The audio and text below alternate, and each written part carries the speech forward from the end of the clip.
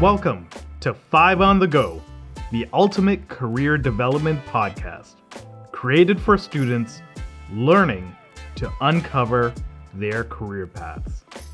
In this episode, learn about how to discover your passion. Choose a different path than the one chosen for you. And bet on yourself to take significant risks and become an inspiration for future content creators. Today, for our next episode, we have the one and only Vivek Jacob, and we're proud to have him back here on campus so that we can get to know him a little bit better and the journey he's made. Vivek, welcome to University of Toronto Mississauga's campus. So happy to have you here. Looking forward to getting to know you in the next few minutes. Thanks so much for having me. No problem. So Vivek, number one question we always ask all of our guests for these episodes, who are you? My name is Vivek Jacob. I'm a sports journalist. I'm a proud former U of T alum, and I studied economics here, but always had a huge passion for sports, played it growing up, played it even at university. And, you know, as I continued to work in the financial service industry, it just kind of kept, gnawing at me, and I made a big shift. All right. So we'll get into that big shift because I'm curious to learn about how you made that shift, some of the things that took part, and I'm sure a lot of our listeners want to know that risk. And so before we get into that, I guess one of the important things you just shared with us is you're a sports journalist. But you started out in economics, so how did you find your passion for writing? I think for me, it was knowing that you kind of went to university at such a young age, not necessarily knowing what you want to do. You kind of just pursued what you were good at and, the ways that you were kind of directed by your parents. And so the business side was always something that I drifted towards in terms of being something that I'm good at. And again, it was just a passion for sports, right? And so having played it from a young age, whether it was soccer, tennis, cricket, basketball, I just loved sports. And so I just got to a point where working through the financial service industry, I knew I didn't want to do that for the rest of my life. Wow. But I knew also that I could make all the time in the world for sports. Right. And so I thought, why not, kind of push myself there and see what I can do with that. Yeah. And so at what point was it that you realized that sports was taking over from the economics, and then you went into the financial services industry? Did you parlay this back to when you were much younger and you were playing cricket on a pitch, playing soccer on a pitch, on a basketball court, shooting hoops? At what point? Was it at that younger age? Was it in between your university life? Or was it finally when you were actually in a working environment, you're like, this isn't me? It was definitely when I was actually in the working environment. Right. I think the way I was raised and the way I grew up, it was always, hey, sports can only be a hobby.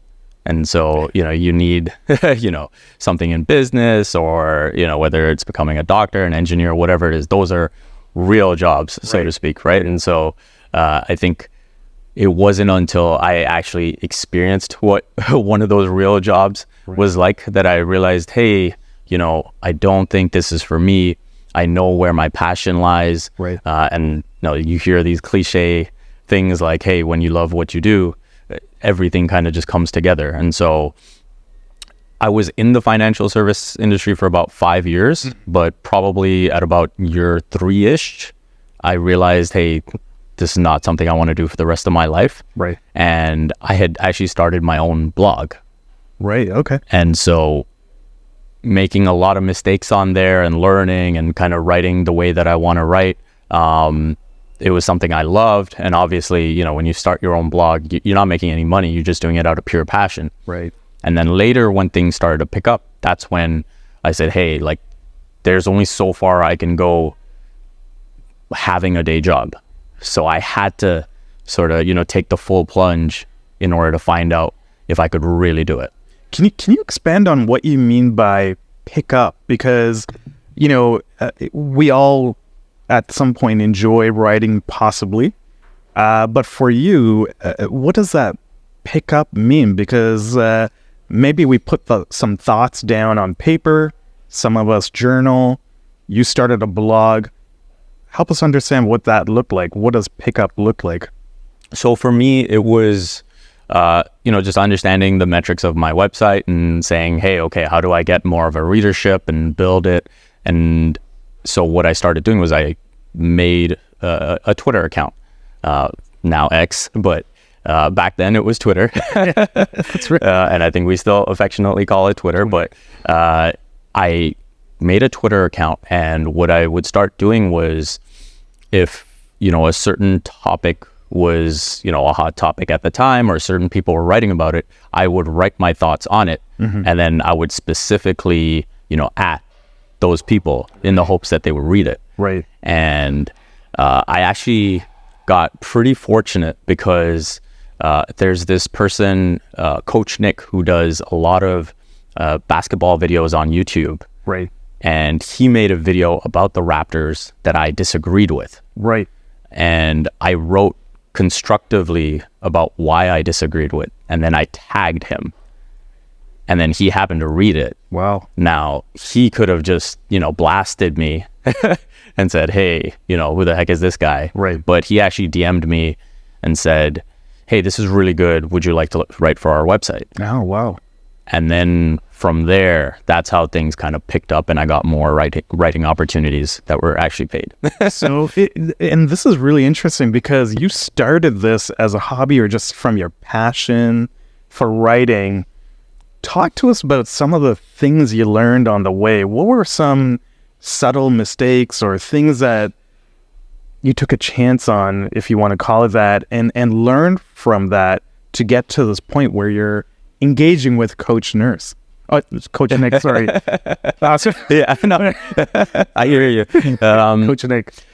I'd say, again, it was really great that I was able to make those mistakes with no real audience for my blog, right? So it was just friends or family giving me feedback and me realizing, oh, there's typos here, there's structure mistakes that I'm making, and some of that, of course, you learn in school, right? And just all the papers that you write, and I think when you have marks on the line, you become very particular about everything that's in there. Right. But maybe with a blog, you're trying to get stuff out as soon as possible, as opposed to maybe taking a whole month or whatever it is to write a paper. And so I think that was something that was really important for me, so that when I actually got other opportunities, I looked that much more polished. Gotcha. Now, Canada is such a wonderful country. We find that it is a land of immigrants and has been developed sort of on that basis. And so as immigrants, our parents left everything behind to ensure we had a bright future, specifically investing in our educational pathways. How did your parents react to your decision to step away from building up your economics degree and becoming a sports journalist? How do they take that news, and were they supportive, or was there something that you had to do to bridge where you're at?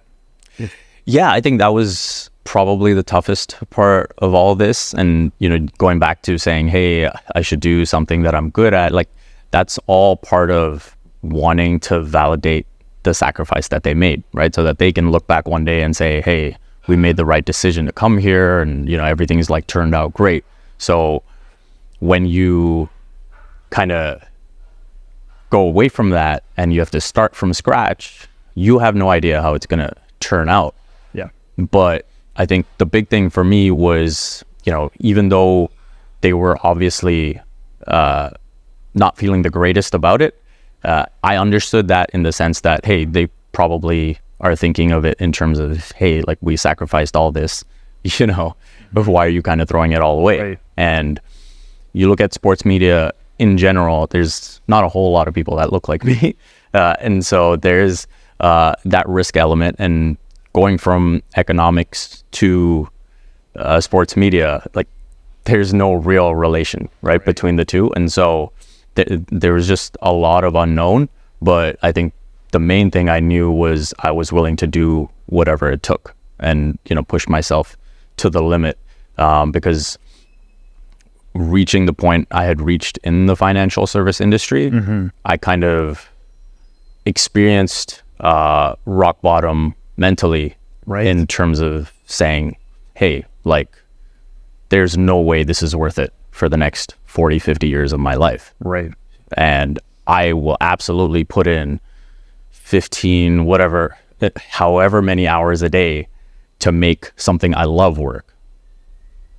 That is awesome. So let's talk about that period or that state in your life. When you talk about your mental health at that point, what were you feeling, and what did that feel like? Because a lot of students go through that in their 4 to 5 year journey in higher education. There's so many high points, but then we all know we crater at points. How did you overcome that mental health, piece that you were going through? How did you climb out of that? Again, it was just, going towards something that I loved. And so being where I was in the financial service industry, at a certain point, I would get to work at 8 a.m. or 9 a.m., whatever it is. And pretty much from then, I'm just counting down to like 4 p.m., 5 p.m., which it doesn't make any sense, right? And so that's kind of when I knew that there's no way this is going to continue. And even though it was tough to start, in terms of building up my blog and things like that, I was excited to get better at it. And that's something that I lost, right? And I think I'm someone who is big on self-improvement, who is big on, really chasing your passion. And so I think being able to mesh those two together and constantly think, like with sports, going back to playing as well, I always considered myself someone who was always thinking about the game and considered myself like a high sports IQ person, Right. And was always like one of the leaders of the team. And so when I watch sports, it's not just, fandom and getting up and getting down depending on what's happening with the team. Like I love studying what's happening. Studying the game. Yeah. And so that's actually what my blog was called. It was called Student of the Sport. Student of the sport. It sounds like it. And so I think having that love every single day now was what pushed me to sort of put in hours, and like I would skip friends like birthday parties and all these types of things because I knew I had to make up for lost time, right?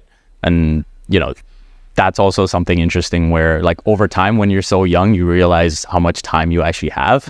But when you're young, Right. you kind of think you have no time, Right. right? And so kind of putting in that extra time, so to speak, helped accelerate things for sure.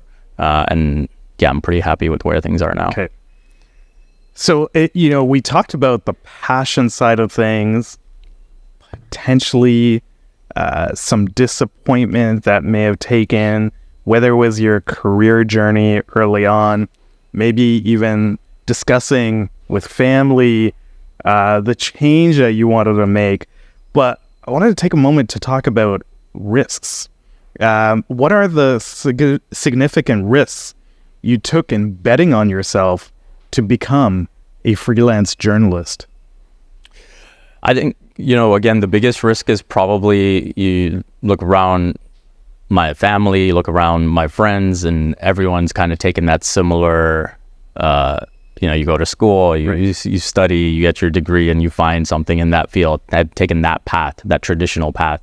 And so to do something that was completely different from that was a huge risk. And I'd go back to, again, having, wanting to validate the sacrifice that my parents made top of mind. That was huge in terms of my motivation. And so those were probably the biggest risks. Having no real sustainable income for a while. It was obviously a big risk. Yeah.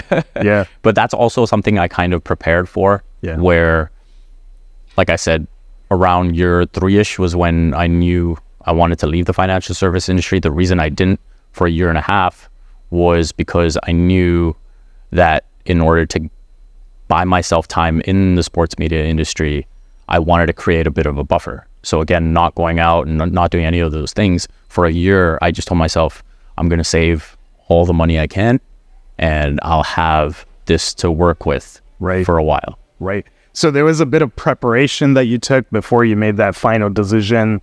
You were able to invest and save wisely before you jumped into it. But also it was amazing to know that side by side, as you were going through your banking career, you were investing time in writing and getting to that place where you felt confident. And then, of course, you met Coach Nick and had that opportunity for discussion. I think, what I would like to do at this point is go back to the point that you made. There's not a lot of people that look like you in sports media. And, I'm just going to share my fanboy sort of moment when I met you, because I followed your content prior to actually meeting you in person. And I followed because it was really interesting. And like you said, you're a student of the game and you really provided some insights. How do you think moving forward, things are going to change within the industry? Like, are you feeling something yourself that more and more people of color, of different backgrounds are coming into this field and are being accepted by others as well? Yeah, I think the landscape is shifting for sure in terms of what people look like. And I think that's obviously an amazing thing. I think that how people are able to get into the industry is also shifting. There's other people like me who started blogging and have shown, that they can be very good at this, and then they transition. So again, maybe not the most traditional path to sports media. And I also think that as the world changes and, everyone is consuming video and all those things, it changes the demands of someone in sports media. And so maybe initially when I started, I was thinking, I just want to be a good writer. That's not enough. You have to be a good writer. You have to be a good podcaster. You have to be good on camera. And you have to really be multifaceted.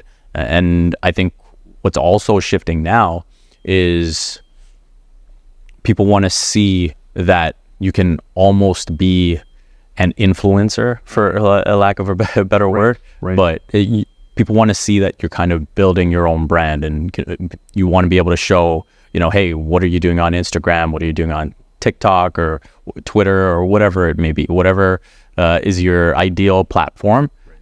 People want to see that you are able to provide an audience with something unique on whatever platform is best for you. Awesome. And so thanks for bringing up that whole sort of like multi-layered strategy that you have to take as a content creator. So what does that look like for Vivek Jacob as you're moving forward? Currently you're doing a lot of freelance writing and things like that. Have you jumped into these other spaces already? Are you, taking another risk again to try something new? What does that look like for you currently? And any thoughts or ideas for those who want to become content creators? Yeah, I think the one thing that you learn, whether it's in school or working more of a regular job, or even working with one thing that's consistent is you're always going to have to do things that you don't necessarily want to.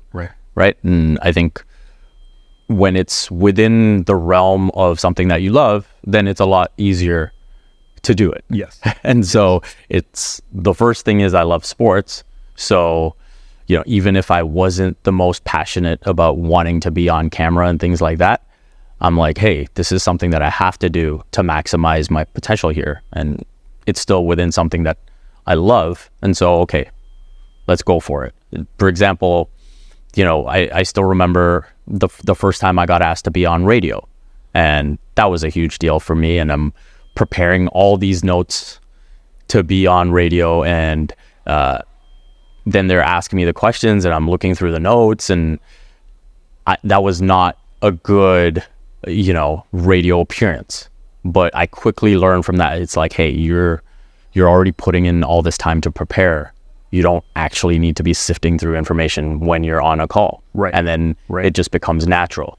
The first time I made an on-camera appearance was for CP24. And I was working at Yahoo at the time. Okay. And my boss said, hey, they want someone in the studio in the next half an hour. Can you go do it? And I had never done TV before. And initially I was kind of like, hey, is there anyone else?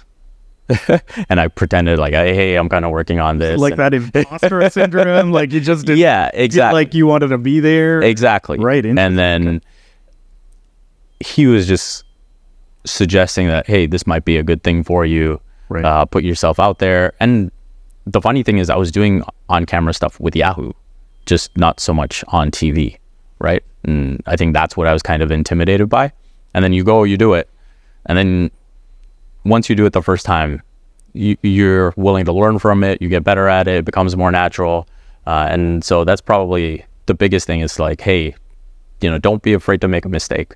Know that, if you're good enough, you'll get more opportunities. And as long as you're willing to learn from it, you will create more opportunities. That's interesting. I think a lot of our students, prospective students, current students, those that have just graduated, they're afraid to take that little step. There's that hesitation. It could almost be a form of barrier because you feel like if I make a mistake, that's the end. What advice do you have for individuals who might be listening today? How do you get over that hump? What is it that we should not fear about making a mistake? Just the opportunity to learn. And I think when you look at successful people everywhere, right, they will all have failures to tell you about and mistakes to tell you about. And, you think about basketball, you think about Michael Jordan, and he actually has a commercial where he talks about, hey, I've missed X number of shots. But when you think of Michael Jordan, is that what you think about? No. You think about the 6 championships. You think about everything that he's accomplished, right? And he doesn't get there without making the mistakes first, without failing first. And so I think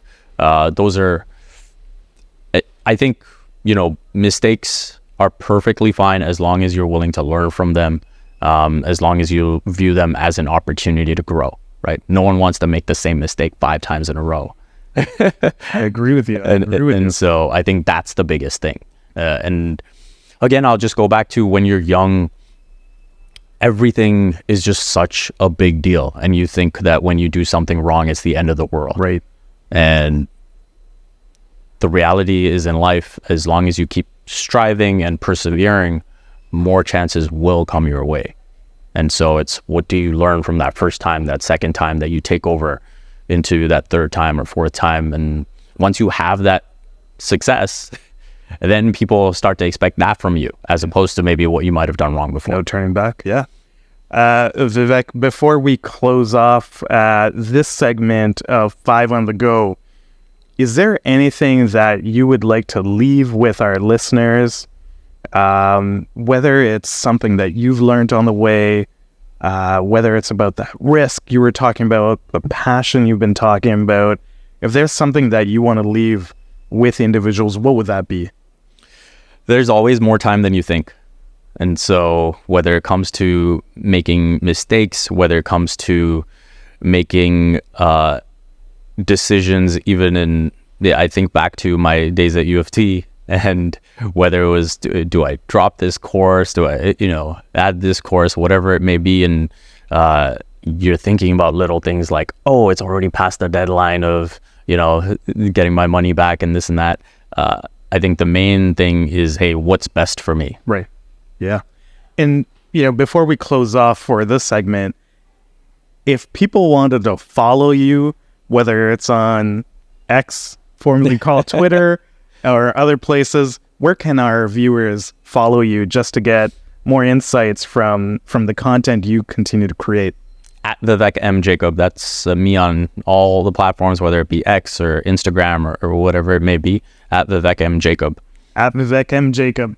Well, Vivek, thank you so much for investing your time to be here. Thank you so much for sharing and dropping all that knowledge for us and helping our viewers learn and understand from the risks that you've taken, the passion that you had, and also how to overcome barriers that may seem to be in the way, but taking that risk may lead to a failure or two, but long-term success is waiting for you. Thanks so much for having me. This was a blast. Thank you so much, Vivek. See you soon enough.